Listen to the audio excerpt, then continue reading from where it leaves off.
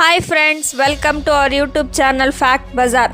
Friends, ಇವತ್ತಿನ ಒಂದು ವಿಡಿಯೋದಲ್ಲಿ ರೈಲು ಹಳಿಗಳ ಮೇಲೆ ಯಾಕೆ ಜಲ್ಲಿ ಕಳ್ಳಿಗಳನ್ನು ಹಾಕಿರ್ತಾರೆ ಅನ್ನೋದ್ರ ಬಗ್ಗೆ ತಿಳ್ಕೊಳ್ಳೋಣ. ಸೊ ಬನ್ನಿ ಫ್ರೆಂಡ್ಸ್, ಯಾಕೆ ತಡ ವಿಡಿಯೋನ ಶುರು ಮಾಡೋಣ. ನಾವು ಒಮ್ಮೆ ಆದರೂ ರೈಲಿನಲ್ಲಿ ಪ್ರಯಾಣ ಮಾಡಿ ಇರ್ತೀವಿ. ಹಾಗೆ ಈ ರೈಲಿನಲ್ಲಿ ಪ್ರಯಾಣ ಮಾಡುವಾಗ ರೈಲು ಹಳಿಗಳಲ್ಲಿ ಜಲ್ಲಿಕಲ್ಲುಗಳನ್ನು ಹಾಕಿರೋದನ್ನ ನಾವು ಗಮನಿಸೇ ಇರ್ತೀವಿ. ಹೀಗೆ ಯಾಕೆ ಜಲ್ಲಿಕಲ್ಲುಗಳನ್ನು ಪ್ರತಿಯೊಂದು ರೈಲ್ವೆ ಟ್ರ್ಯಾಕಲ್ಲೂ ಹಾಕಿರ್ತಾರೆ ಅಂತ ಯಾವಾಗಲಾದ್ರೂ ಕುತೂಹಲ ಮೂಡಿರುತ್ತೆ. ಈ ಕುತೂಹಲಕ್ಕೆ ಮುಖ್ಯ ಕಾರಣವನ್ನು ಇಲ್ಲಿ ನೋಡೋಣ ಬನ್ನಿ. ರೈಲು ಹಳಿಗಳಲ್ಲಿ ಮರದ ದಿಮ್ಮಿಗಳನ್ನು ಮೊದಲು ಬಳಸ್ತಾ ಇದ್ರು, ಆದರೆ ಇತ್ತೀಚಿನ ದಿನಗಳಲ್ಲಿ ಕಾಂಕ್ರೀಟ್ ದಿಮ್ಮಿಗಳನ್ನು ಬಳಸ್ತಾ ಇದ್ದಾರೆ.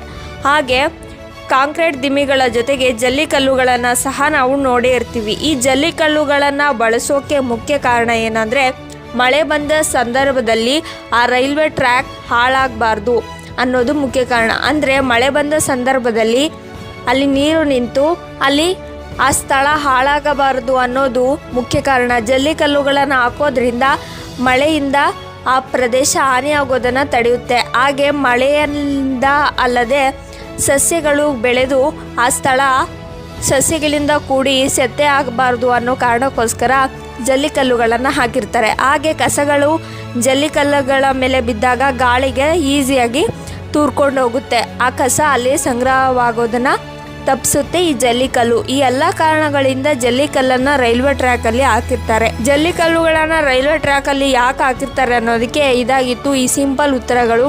ಈ ವಿಡಿಯೋ ನಿಮ್ಗೆ ಇಷ್ಟ ಆದರೆ ಲೈಕ್ ಮಾಡಿ, ಶೇರ್ ಮಾಡಿ, ತಪ್ಪದೇ ಕಾಮೆಂಟ್ ಕೂಡ ಮಾಡಿ.